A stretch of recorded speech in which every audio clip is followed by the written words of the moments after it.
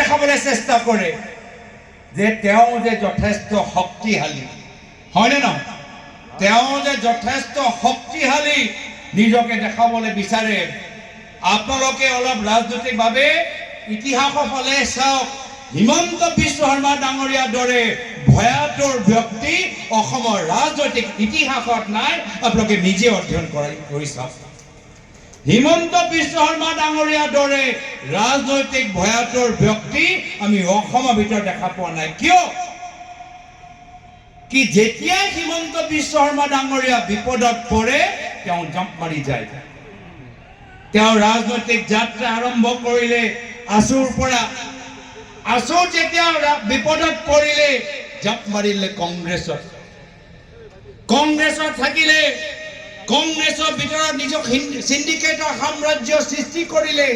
কিন্তু যেতিয়া সিন্ডিকেটৰ কথাবোৰ যেতিয়া বিজেপি দলে ক'বলৈ আৰম্ভ কৰিলে, লুইচ বজৰ কথাবোৰ ক'বলৈ আৰম্ভ কৰিলে, হাৰদাৰ কথাবোৰ যেতিয়া ক'বলৈ আৰম্ভ কৰিলে, হিমন্ত বিশ্ব শৰ্মা ডাঙৰীয়া আকৌ ভয়াতুৰ হৈ আকৌ কংগ্ৰেছৰ পৰা জাম্প মাৰিলে বিজেপিলৈ।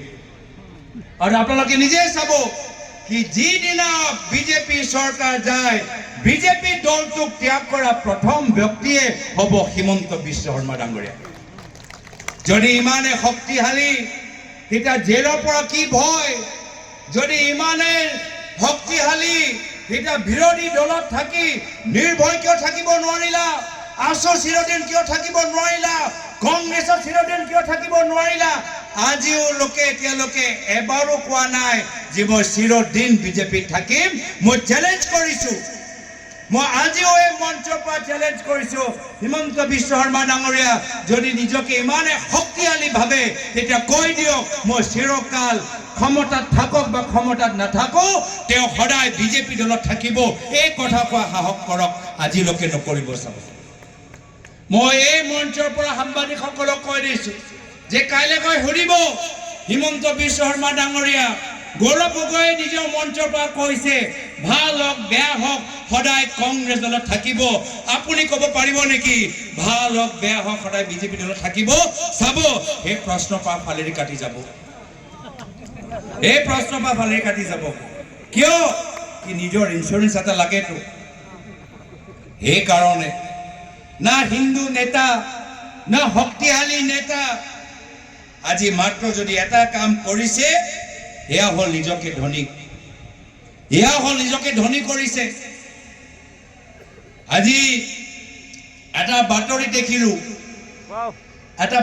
দেখিলো, সেই বাতৰিত মই পঢ়িলো যে ৰাজনৈতিকভাৱে আটাইতকৈ শক্তিশালী হ'ল আজিৰ তাৰিখত অসমৰ মুখ্যমন্ত্ৰী হিমন্ত বিশ্ব শৰ্মা ডাঙৰীয়া, আৰু অৰাজনৈতিকভাৱে দ্বিতীয় নম্বৰত শক্তিশালী হ'ল মুখ্যমন্ত্ৰী পৰিবাৰ ৰিণিকী ভূঞা শৰ্মা ডাঙৰীয়ানী।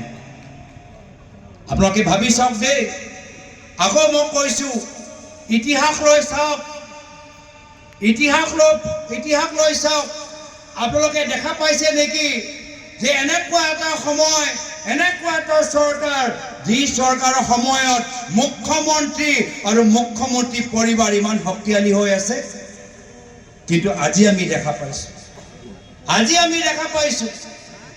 আৰু কেতিয়াবা ৰাইজে তুলনা কৰে যে মোৰ প্ৰয়াত পিতৃ প্ৰয়াত তৰুণ গগৈয়ে অসমৰ 15 বছৰ মুখ্যমন্ত্ৰী আছিল, কিন্তু